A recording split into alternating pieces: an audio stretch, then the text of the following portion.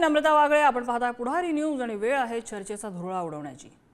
कोण कुणाला धमकी देतंय, कोण कुणाचं नाक छाटतंय, कोण कुणाचा शिरच्छेद करतंय, कुणी जीभ कापण्याची सुपारी देतंय. लोक हो, हे कुठल्या क्राईम पेट्रोल वगैरे सिरियलची स्क्रिप्ट नाहीये किंवा अंडरवर्ल्ड किंवा कुठल्याही गुन्हेगारी जगतातलं चित्र नाहीये. या धमक्या दिल्या जात आहेत महाराष्ट्राच्या राजकारणात. आज निमित्त ठरलंय ते शिवसेना आमदार संजय गायकवाड यांनी दिलेल्या सुपारीचं. राहुल गांधींची जीभ छाटून आणणाऱ्याला संजय गायकवाडांनी 11 लाखांचं बक्षीस जाहीर केलंय. थेट धमकी. बरं, इथे फक्त सत्ताधारीच नव्हे, विरोधक सुद्धा कमी नाहीयेत. त्यांच्याकडून सुद्धा धमक्या, सुपारी याची भाषा यापूर्वीही होती आणि इथून पुढे आपल्याला काय माहिती चित्र काय असेल. एकमेकांच्या रंगावरून, आकारावरून होत असलेली टीका ही वेगळीच. मुद्दा असा आहे की अशा सुपारीची भाषा करणाऱ्या राजकारण्यांवर त्यांचा पक्ष कारवाई करणार आहे का? राज्याच्या राजकारणात पुरोगामित्वाचे पोवाडे गायचे आणि दुसरीकडे चौथीच्या पुस्तकात शिकवलेले सभ्यतेचेही धडे विसरून जायचे. हे कुठलं राजकारण आहे? सर्वसामान्यांनी धमकीची भाषा केली तर पोलिसात तक्रार होते, गुन्हा दाखल होतो. मग या सुपारीबाज नेत्यांवर गुन्हे दाखल होणार आहेत की नाही? महाराष्ट्राच्या राजकारणाला वाचाशुद्धी करण्याची गरज का भासतेय? हाच आहे आपला आजचा चर्चेचा विषय.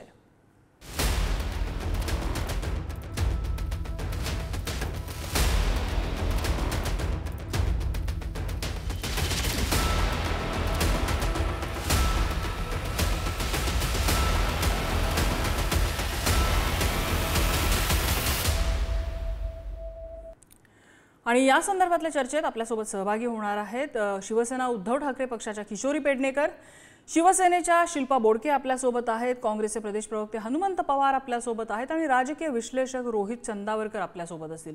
मी सुरुवातीला जाईन शिल्पा बोडके यांच्याकडे. मात्र त्यांच्याकडे जाण्यापूर्वी संजय गायकवाड यांचं ते विधान नेमकं काय होतं ते ऐकूया. काँग्रेसचे ज्येष्ठ नेते राहुल गांधी यांनी विदेशामध्ये जाऊन माझ्या देशातलं रिझर्वेशन आम्हाला संपवायचं आहे अशा प्रकारचं वक्तव्य त्या ठिकाणी केलं. म्हणजे काँग्रेसचा खरा चेहरा आणि त्याच्या पोटातली मळमळ त्यांनी त्या ठिकाणी ओकून दाखवली. लोकसभेच्या निवडणुकीमध्ये संविधान धोक्यात आहे, संविधानामध्ये हे आपलं आरक्षण संपणार आहे असा फेक निगेटिव्ह नेरेटिव्ह ठेवून त्यांनी समाजाची मतं घेतली आणि आज ते आरक्षण संपवण्याची भाषा करून आलेत. म्हणजे 100% त्यांना मागासवर्गीयांचं, आदिवासींचं, ओबीसींचं सगळ्यांचं आरक्षण त्या ठिकाणी संपवायचं आहे. या राहुल गांधींनी हे जे शब्द बोलला की आम्हाला आरक्षण संपवायचं आहे, माझं आव्हान आहे की या राहुल गांधीची जो जीभ छाटेल त्याला 11 लाखाचं बक्षीस मी माझ्या वतीने त्या ठिकाणी देईल. शिल्पा बोडकेजी, जो राहुल गांधींच्या नावे 11 लाखांची सुपारी, कसं समर्थन कराल या वक्तव्याचं? नम्रताजी, मी सांगू इच्छिते की महाराष्ट्राला आपल्या संत लाभून गेले आहेत, महापुरुष लाभून गेले आहेत. याच महाराष्ट्रामध्ये मोठे मोठे नेते घडले आहेत ज्यांचं नाव आजही देश पातळीवर आहे. आणि या महाराष्ट्रामध्ये राहताना आचार विचारामध्ये फरक असू शकतो, मतभेद असू शकतात. मला असं वाटते कुठल्याही पक्षाचा राजकीय नेता असो, मग तो आमच्या पक्षाचा का असेना, जर तुम्हाला एखाद्या बाबतीमध्ये मतभेद असेल तर त्या मतभेदावर आपण बोलावं. परंतु कोणाचं जीभ कापणे, हातपाय कापण्याची जर भाषा करत असेल अशा बेताल वक्तव्याचं समर्थन मी करणार नाही, आमचा पक्षही करणार नाही. काय असतं नम्रताजी, आजकाल सोशल मीडियावर हे जे कुठले नेते एखादं स्टेटमेंट बोलतात त्याचे तुकडे तुकडे करून त्या सोशल मीडियावर चालवले जातात आणि काही नेते फक्त स्वतःला प्रसिद्धी मिळवण्याकरिता असे बेताल वक्तव्य करत सुटतात जेणेकरून त्यांचं नाव मोठं होईल असं त्यांना वाटतं आणि त्या माध्यमातून हे लोक मोठे बनण्याचा प्रयत्न करतात. तर हे सुद्धा मला प्रत्येक म्हणजे फक्त आमच्या पक्षाचाच आमदार आहे म्हणून नव्हे, परंतु कुठल्याही पक्षाचा आमदार जो लोकप्रतिनिधी असतो त्यांनी आपल्या भागातील कामावर बोललं पाहिजे, आपल्या लोकांसाठी कामं केले पाहिजे. परंतु असं अर्वाच्य जी काही भाषा आज केली आहे ते हे खरंच महाराष्ट्रासाठी दुर्दैवी आहे. तुम्ही दोन प्रकार सांगितले, एकतर वाक्य तोडफोड करून दाखवलं जातं किंवा सोशल मीडियात प्रसिद्धीसाठी अशा प्रकारची वक्तव्य केली जातात. आत्ता केलेलं वक्तव्य जे तुमच्या आमदारांचं आहे, संजय गायकवाडांचं, तर यातलं कुठल्या कॅटेगरीत मोडतं?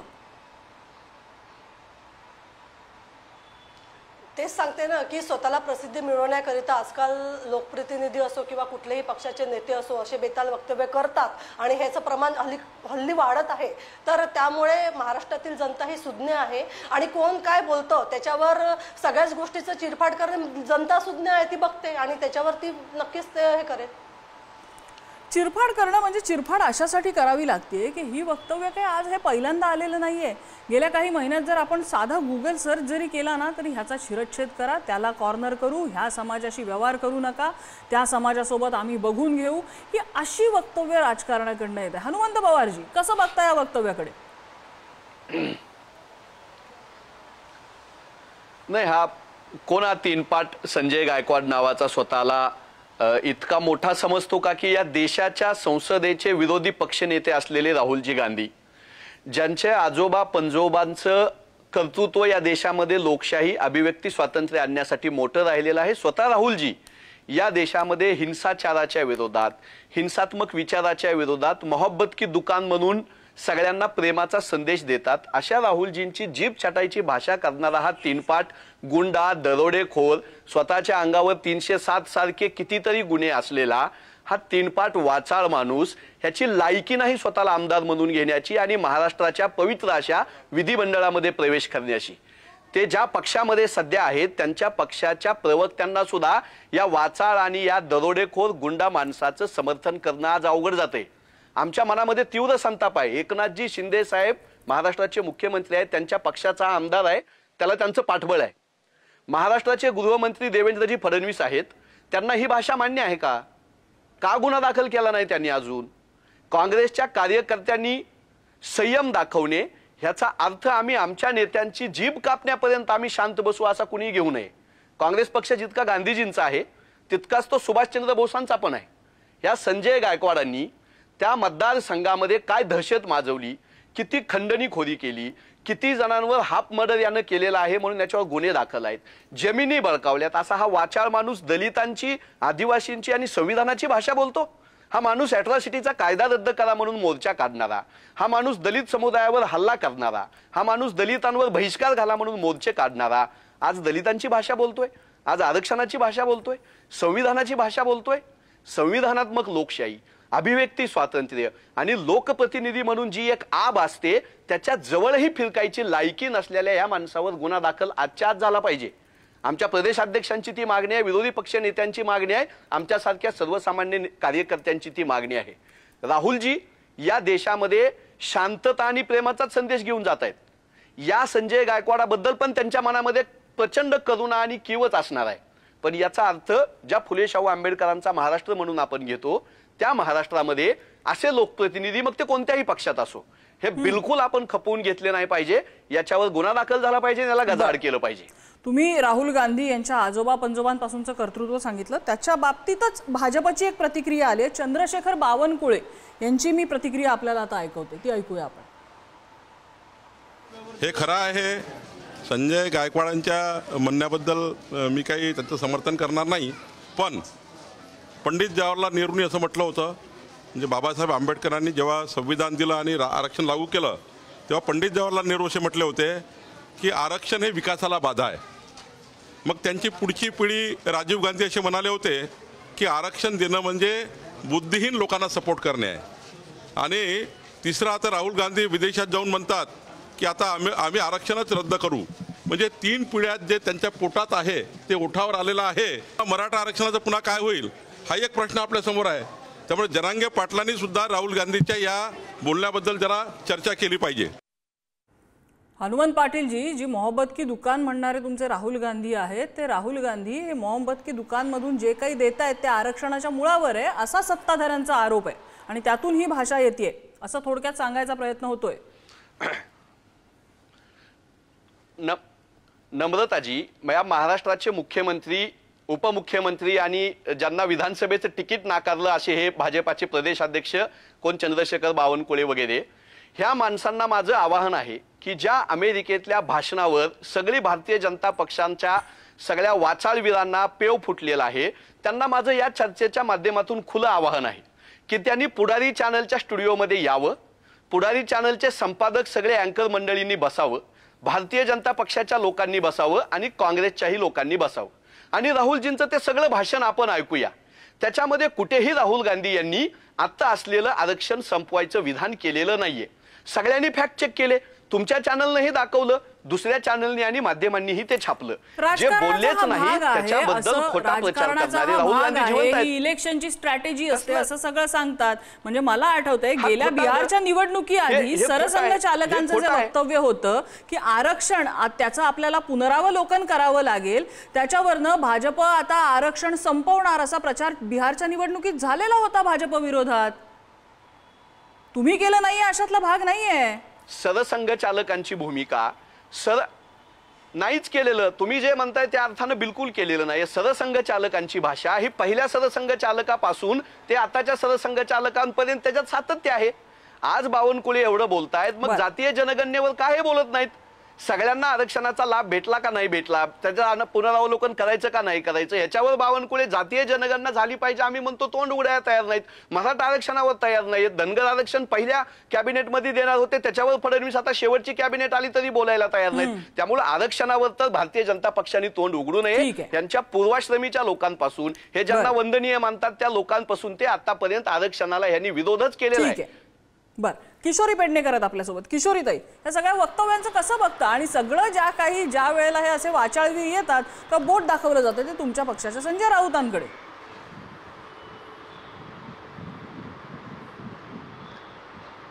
मुळामध्ये ज्या पद्धतीने आरक्षणावरला हा गदारोळ उडतोय, ज्यांच्यामुळे उडतोय त्यांना आधी प्रथम या देशात, या महाराष्ट्रात आरक्षण द्यायचं आहे की नाही. आता राहिलाय प्रश्न की राहुल गांधी काय म्हणाले. तर मला वाटतं राहुल गांधी जे म्हणाले ते आम्हीही ऐकलंय. राहुल गांधींचं म्हणणं असं आहे की देश इतका विकसित करूया की आरक्षणाची गरजच नाही लागणार.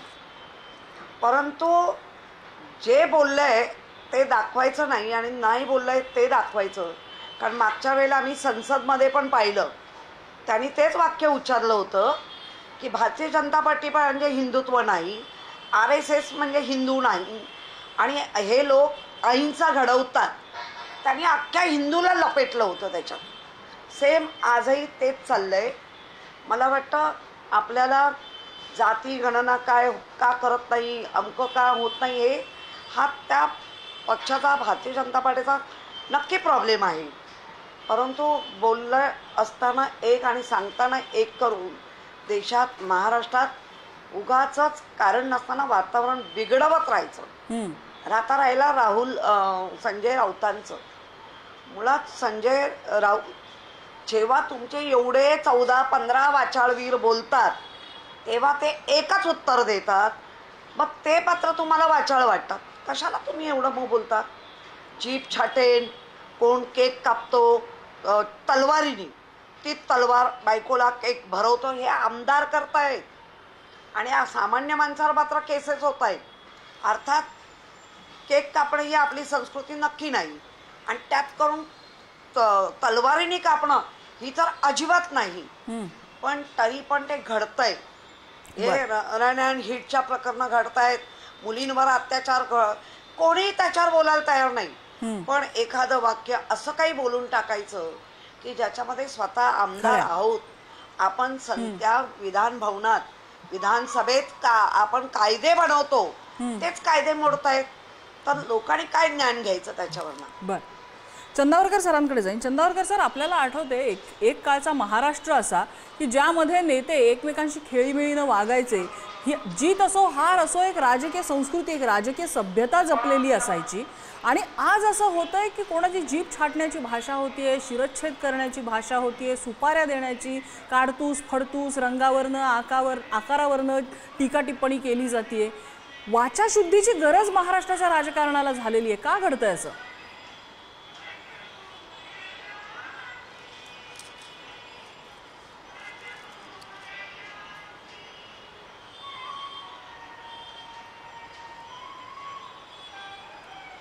चंदावरकर सर, माझा आवाज येतोय आपल्यापर्यंत?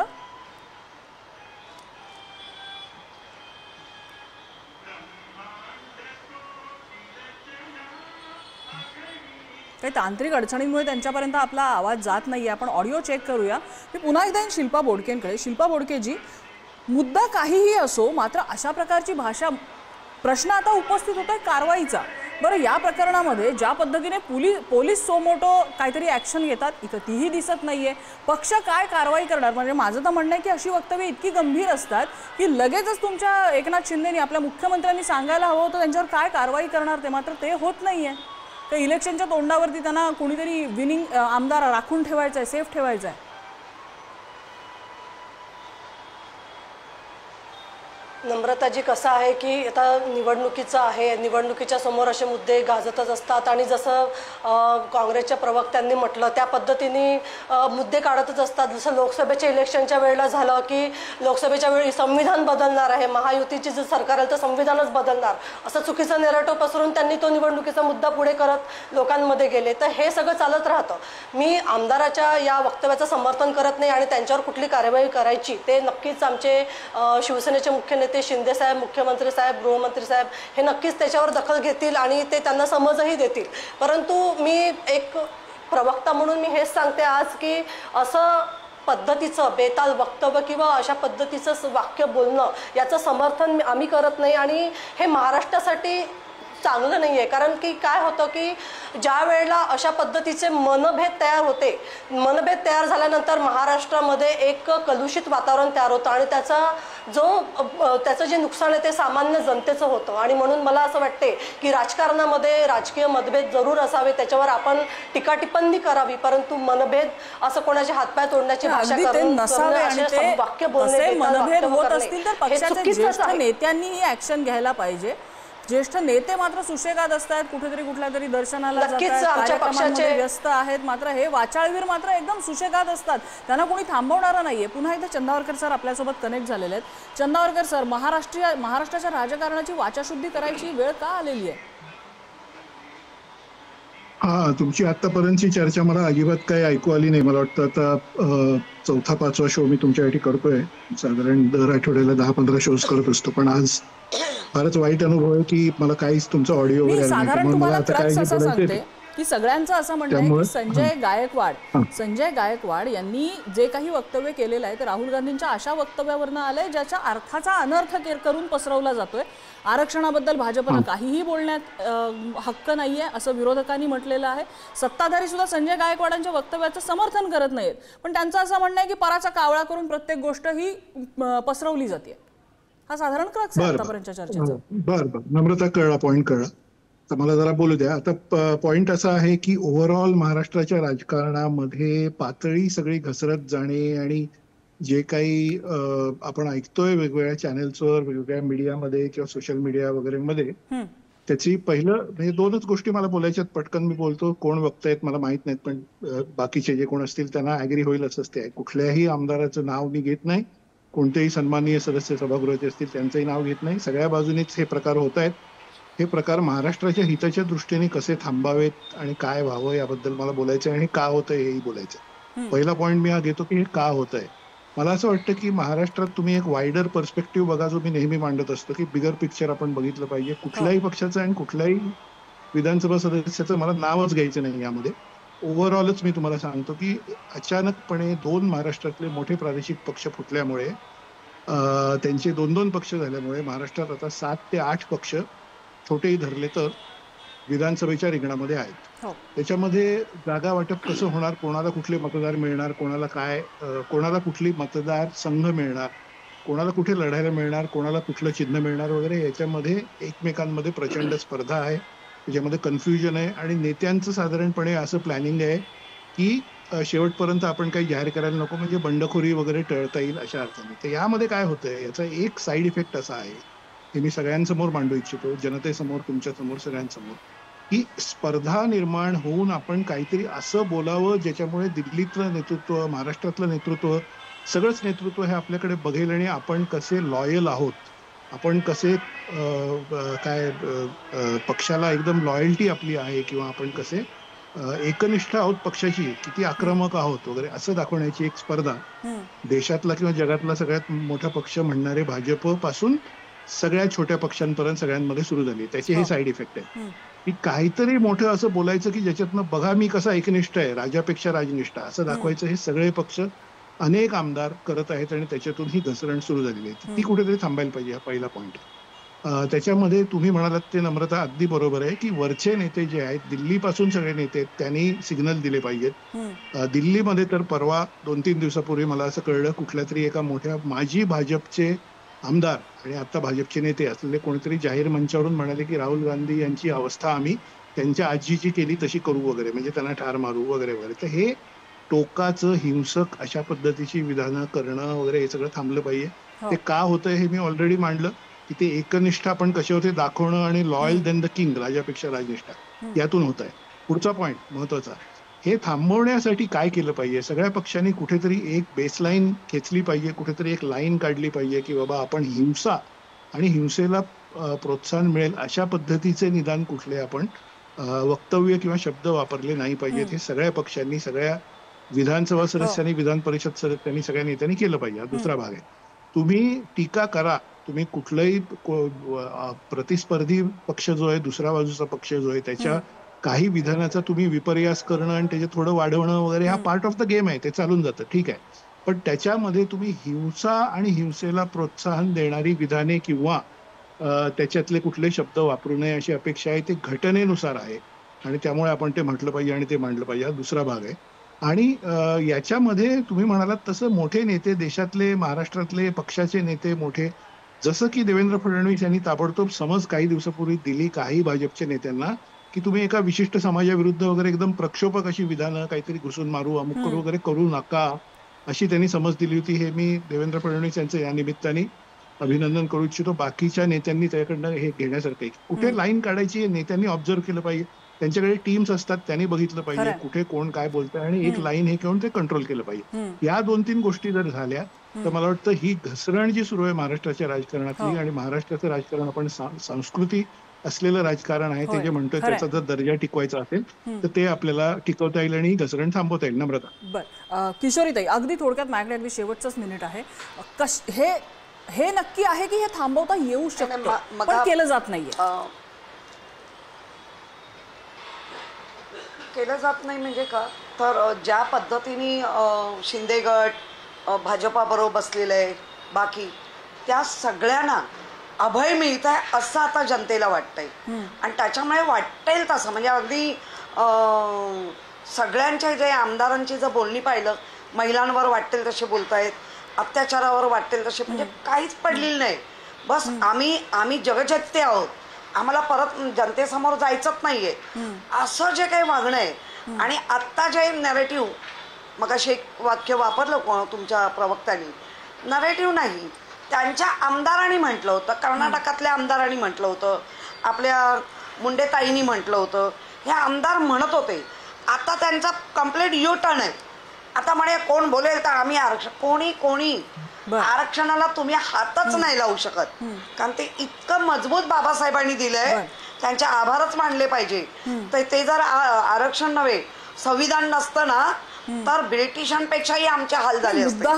आरक्षणाच्या बाबतीत बऱ्याच बाबतीमध्ये धर्माच्या मुद्द्यावर, जातीच्या मुद्द्यावर, धमकीची भाषा, टोकाची भाषा ही समोर येते. शेवटची 30 सेकंद चंदावरकर सर, सत्तेत आहेत म्हणून आपल्याला अभय आहे अशी वृत्ती ही जास्त बळावतीये, भीती राहिलेली नाहीये? भीती न राहण्याचा प्रकार नम्रता हा वेगवेगळ्या पातळ्यांवर वेगवेगळ्या ठिकाणी होतोय. म्हणजे तो साध्या गोष्टींमध्ये सुद्धा होतोय. अगदी ट्रॅफिक नियमांचं उल्लंघन इथपासून सगळ्या गोष्टींमध्ये तुम्ही बघाल तर म्हणजे होर्डिंग लावणं, ज्या पद्धतीची होर्डिंग लावली जातात, वाटेल तशी बेकायदा होर्डिंग, त्याच्यावरची भाषा वगैरे वगैरे, तर भीती न राहणं हा तर म्हणजे सार्वत्रिकच भाग सगळीकडे आहे. पण मला असं वाटतं की मतदारांना सुद्धा हे आवडतंय का याचा एक कुठेतरी कानोसा हा विविध पक्षाच्या नेत्यांनी घेतला पाहिजे. कारण मतदारांना सुद्धा हे फारसं पसंत नाही तणावाची भाषा निर्माण करणं. शेवटचा पॉईंट असा की याच्यामध्ये बघा, आपण बोलताना आपण आक्रमक काहीतरी बोलून आपल्या नेत्यांचं लक्ष वेधणं, मीडियाचं लक्ष वेधणं आणि बाकीच्या काही गोष्टी अनेक नेते तसं करत आहेत, अनेक आमदार तसं करत आहेत, ते आपण करून जातो. पण त्याच्यातून तळागाळातली जनता, त्यातले काही लोक, त्यांची डोकी फिरणं, त्यांच्यामध्ये एक प्रक्षोभक काहीतरी एक मानसिकता निर्माण होणं, असे त्याचे साईड इफेक्ट होऊ शकतात, जे ओव्हरऑल समाजासाठी वाईट असू शकतात. याची जाणीव सगळ्याच पक्षाच्या नेत्यांनी आणि विशेषतः जे विधानसभा सदस्य, विधान परिषद सदस्य वगैरे आहेत त्यांनी ठेवली पाहिजे. आणि लास्ट अगदी पॉइंट असा की आपण, तुम्ही मी आपण सगळे, आपण मीडियाचा भाग आहोत म्हणून आपण एक शेवटचं लाईन की मीडियाने सुद्धा ना, तुम्ही मी सगळ्यांनी, मी पण त्यात आहे, मी जबाबदार धरतो स्वतःला, की याला फार महत्व देऊन त्याच्या सारखे त्याचे बाईट्स दाखवणं, आपण त्याचं करायला खूप महत्वाचा मुद्दा सर तुम्ही मांडलात. आय एम सॉरी, तुम्हाला थांबवायला लागतंय, वेळ संपली आपली.